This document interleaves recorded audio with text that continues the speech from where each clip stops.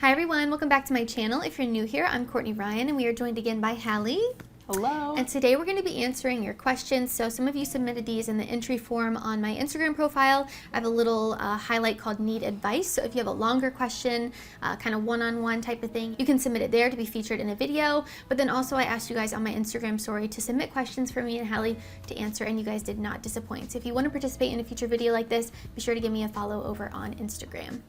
But let's just get right into it. Girls are overwhelmed with DMs on dating apps. Advice for guys. So maybe advice to stand out. Because if you looked right now, how many messages do you have? Probably a bunch. Yeah. Honestly, the biggest is make a connection, and that goes back to the being funny. If I can remember who you were, like, oh, you're the guy that said, I don't know. Something funny. Something funny. You're the guy that said this funny thing. I'm going to remember you more so than someone okay, you had a good day. I don't remember. Like, never say hi or hi, what's up. Like, never ever if you want to stand out. Because you're not going to, and she's not going to reply to you. Yeah, that's sense of humor, and then also curating something based off of her profile. Not just something that you send to every single girl and it's so obvious that you say the same thing to everyone. Like, use something from her profile to start a conversation with her. It's kind of like quality over quantity. If you're trying to stand out, be more selective on who you're liking, and then like Courtney said, tailor your response, tailor what you say to her profile, and actually make a connection with that person. Like, don't forget that's not just a dating profile with pictures. It's a human behind the screen, so try to connect with them. How can you talk to them? I think when you think about it that way too, it makes it easier for you to say something, because I think a lot of people say things online that they would never actually say. Yeah. Like, would you just walk up to a girl, hi, what's up? Yeah, no. Exactly. You'd be like, okay. It's so strange. The girl's like, who the heck are you? Like, you would try to make a connection with her, say something that you like, or something about the menu that you guys are about to order from at the coffee shop. Like, you make a connection, a human connection, and when you remember that it's a human behind the screen, it might be easier for you to say something meaningful to them. Yeah. Okay, best place to meet someone outside of bars and clubs. So have you met anyone in person? Or would you say dating apps are a good option too? It's actually a good question. I don't know. No. We can think about the gym.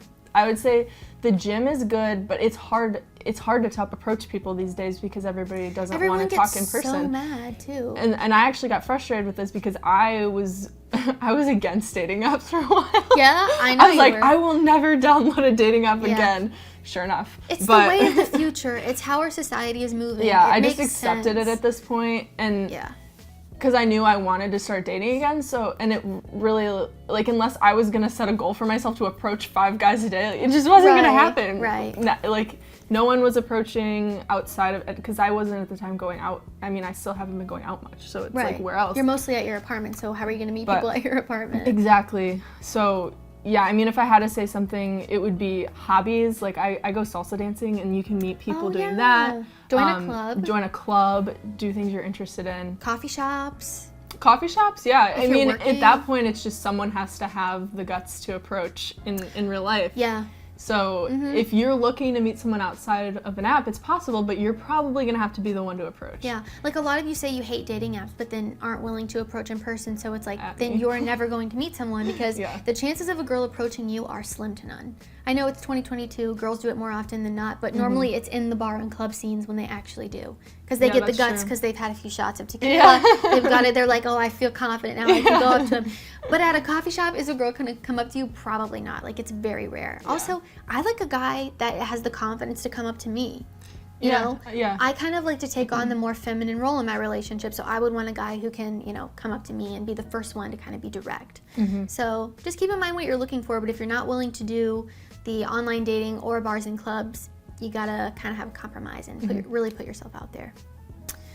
So what do you look for in a guy, personality-wise and physically? So we'll go for personality first. So, like, what are some traits that you look for? So I like people who are, like, spontaneous. I like spontaneous people, ambitious, hardworking, passionate about something. Yeah. Like, I don't have a very specific, like, oh, they have to be doing this. But if you're passionate about something, I love to see that. Regardless of what you're doing, if you've got the passion behind it, you can... Yeah. People who are funny, and I actually really think sarcasm is hilarious, as long as you don't take it too far, but, like, I like sarcasm. Yeah. So funny because it people, makes you feel more comfortable. Yeah, when people are like I sarcastic. banter with you. back well with it. I feel like I've been saying that word a lot. Yeah. But also the things that you mentioned for personality, those are all things that you have. So I think you almost kind of look for, you know, traits that you have. Or that's how it should be. You should be what you want to attract, right? So that's you know, you look for things that you are also. And then maybe physically, like what are some things that you like or find attractive in a guy? Physically, I feel like I like, it kind of ties into hobbies because I like to work out, I like to be active, so somebody who's relatively fit, not, you know, lazy or anything. They like to do stuff, they like to be active. Not saying you have to be a bodybuilder. Yeah, you don't have to be a bodybuilder. But like, you should. Preferably actually not. That's a very intense lifestyle also. Yeah. Nothing wrong with it, but it's not for everyone. But also just, you know, things that you can enjoy together, working out. And style-wise, I've kind of found I have two types. Like, I have a more like manly type where it's kind of the country boy, more masculine, but then I also like guys who are very stylish and I don't know if I want to say feminine, but more artsy kind of. Like metro almost? Metro, yeah. I like that too. Okay. So, like, describe an outfit so the guys can kind of understand what you're thinking of. Like, dark denim with a cute pair of white sneakers and a nice shirt with a cool jacket over it? Or do you mean like street style?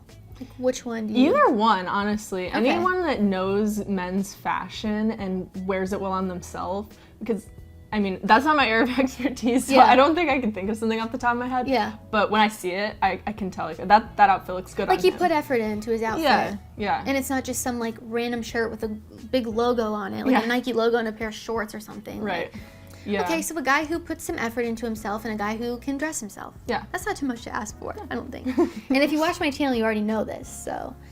All right. I asked a girl out for coffee, but she said she isn't dating right now. Will she change her mind? No, she doesn't want to date you. Yeah. If you ask her out and she said she isn't dating right now, that just means she doesn't want to date you. Yeah. I mean, this actually exact scenario happened to me once. I really wasn't dating at the time. Clearly, if I would have been interested, though, I would have went on a date with them. Right, and it's like, do you want, even if she said she's not dating right now, like, why do you want to stick around and wait for her? Because you're clearly not wanting the same thing, and you're not on the same page. Yeah, 100%. It's like when girls think they can change a guy and they wait around for him to change, and it's like, you are wasting your time. Yeah. Why are you doing that? And you know it. Yeah, at that point, you almost put the ball in her court. Yeah. If the rare occasion, like, I don't want to say never, but like on the rare occasion that she was interested and simply was taking time to herself. Yeah. Because I know that's big right now on social media and stuff. For sure, yeah. Which is reasonable. It makes sense. Yeah, she knows you're interested. Yes. You let her know. Yep. So that's all you can do. Yeah, if she's interested, she'll come back to you when she is dating. If not, let it go. And if I were you, I would not sit around and wait for her, because you can miss out on so many opportunities and people that are on the same page as you, because you're just waiting for this girl who doesn't know if she wants to date you. So definitely don't wait around, but if she comes back around at some point, I don't think it's always the worst thing, and it's not always for malicious reasons. So. Yeah. Okay, next one is, X is in a rebound, what should I do? Nothing. I think you should be single. Yeah. Continue on. Don't say anything. You don't need to do anything. A rebound is just a sign that they aren't comfortable being by themselves. So you dodged a bullet. Don't just delete them off social media if you have to. Block. I know it kind of seems harsh. Don't look. Don't creep. Don't download a third-party app where you can see what their story is, even though you don't follow them on Instagram. You're just making it harder on yourself and defeating the purpose. Yes, you're just making it harder. And you're not doing yourself any favors by creeping on her new relationship or even calling him a rebound. Just let it be what it is. She'll figure it out without you, and you dodged a bullet. So. Yep. Exactly. Okay, advice about self-discipline. I included this one because I know you post a lot about this, and as a content creator, you are your own boss. Both of us. Yes. So you don't have a boss telling you what you need to get done. You just do it. So having that self-discipline is crucial for what we do. 100, so what are some ways that you have developed self-discipline and continue to do it, like, as you're working?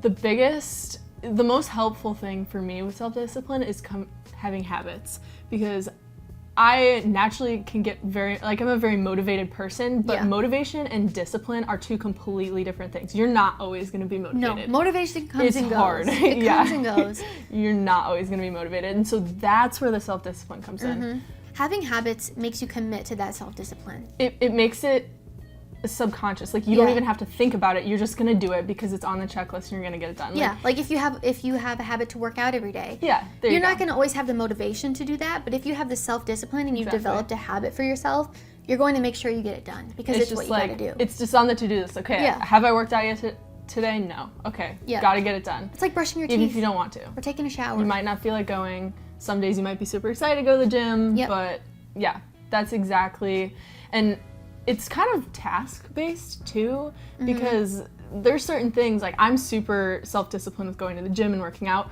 but there's little things like editing a video on time and stuff like that, where it's really hard to keep your self-discipline all the time.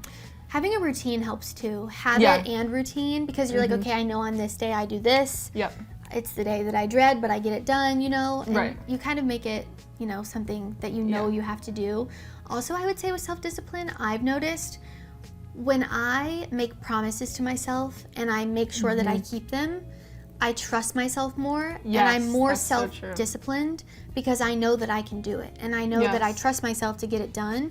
Have you ever like told yourself you're gonna do something and then you don't do it and you feel so guilty and you feel like crap? That ties in with self-esteem too. Yes. Actually, Ed Milet, I don't know if you know who that is. He talks about that all the time. I love listening to him. Who is it? Ed Milet. Okay. He always talks about self-esteem and trusting yourself and doing what you say you're gonna do. Yes. It literally goes hand in hand. All of it does, yeah. The days that I make a list and I get everything done, you feel so good.